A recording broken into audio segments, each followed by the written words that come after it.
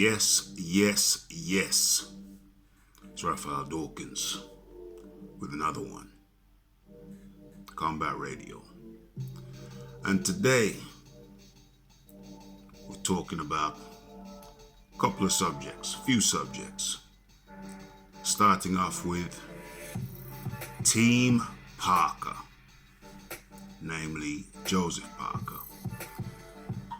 And I have to ask myself, is this team suffering from a lack of ambition?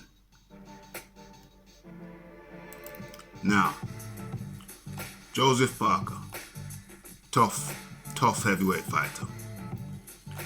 He can give a beating and he can take a beating. I can't forget that headbutt he took from Dillian Whyte. Dropped to the floor, shook his head, and bounced straight back up. Later on in that fight with Whyte, took a hell of a shot. Seemed to knock him dead. Dropped to the floor, rolled over, and got straight back up.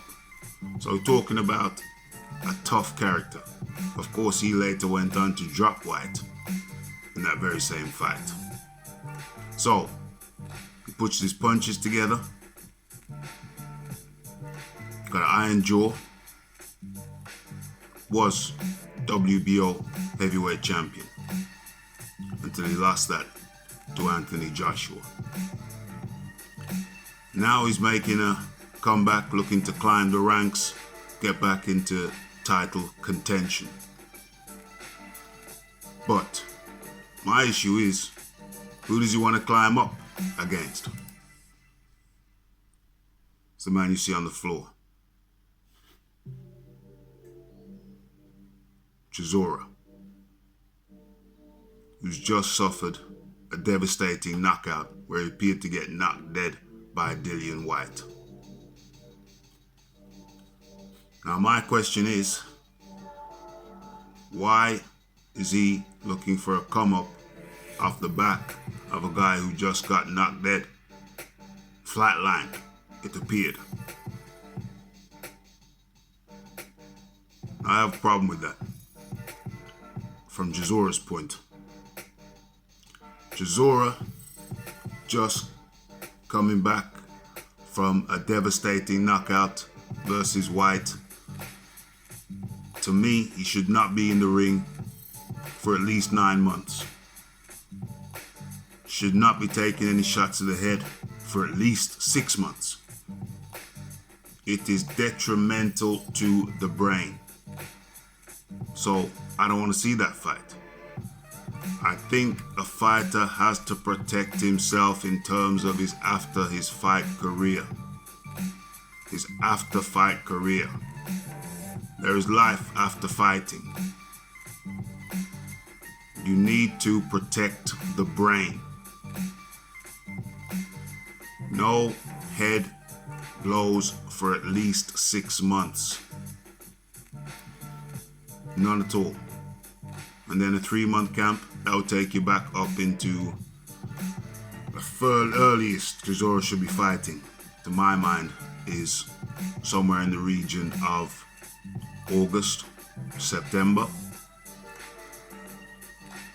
Okay. Now, let's listen to what Groves has to say regarding and pertaining head trauma. Unless he's got a massive tax bill that he ain't put money aside for or something, I don't know. But he needs to call it a day. He's punchy. He's punchy or he's going punchy. You watch his interviews, he loses track of what he's trying to say. He's talking about DeGale, but the same thing applies. He's asking what day it is and how long ago stuff happened and stuff like this. It's not healthy, you know. It's not nice to see. I've hurt people in boxing. I don't want to see that for anyone, even him who I dislike. So I don't want to see him in a bad way one day because he carries on boxing.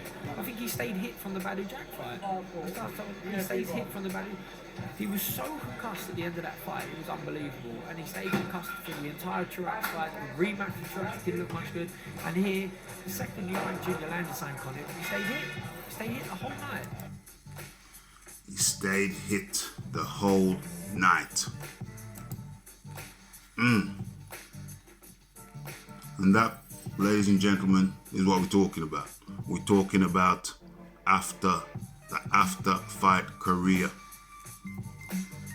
These guys need to make money. I know Chisora is of Nigerian descent. Those guys know how to take a penny and make another penny. Chisora's mother is an accountant, so I can't imagine that he's hurting for money. He needs to protect the brain. And on that same note, we look at another guy who should be retiring. Not just DeGale, but Stavern. Came in terrible shape. People commented on it. I thought he lodged in his brain, and he thought, wow, I'm going to have to put up a fight here. I'm going to have to put up a big fight if I want to continue my career.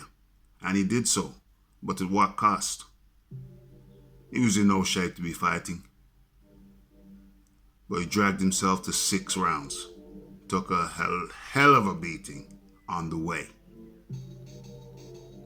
He's another guy who I believe needs to be hanging him up. If you can't train for a fight, for whatever reason, A, you shouldn't be taking the fight, or B, you should be looking to hang them up. And then we get back to Parker. What should he be doing, in my estimation?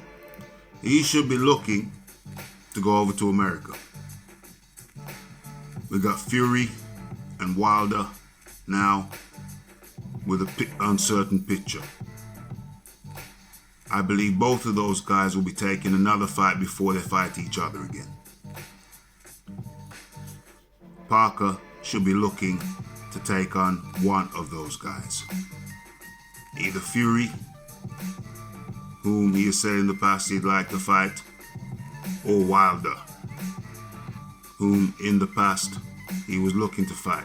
But apparently on that occasion, Wilder only offered him somewhere in the region of $1 million. Or his exact words were, he could get that money fighting elsewhere. That's what Parker said. So, now that the landscape has changed, I believe Parker should be looking to go up against one of those guys in the USA. He needs to spread his wings, get some ambition if he intends to get back to the top of the ladder. This is Raphael Dawkins, Combat Radio. Like, subscribe, share, comment, and I'm out.